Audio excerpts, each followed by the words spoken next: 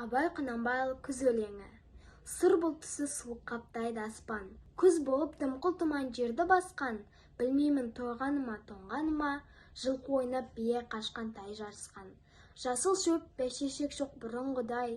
Жастар күлмес, жүгірмес, бала шулай. Қайыршы шал кемпірдей түсі кетіп, жапырағынан айырылған ағаш қурай. Біреу малма сапсиды салып иін, салпыраңқы тартыпты жыртық киім, енесін ертіп шуда жібін, жас қатындар жыртылған жамай дейін. Қас тырна қаталанып қайтса бермен, астында ақ шомыш жүр ол бір керуен.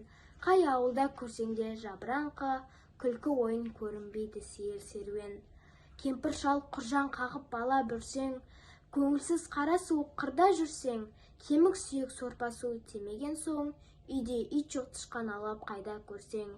Күзеу тозған оты жоқ елдің маңы, тұман болар жер соқша шаң тозаңы, от жақпаған үйінің сұры қашып, ыстан қорыққан қазақтың құрсын заңы.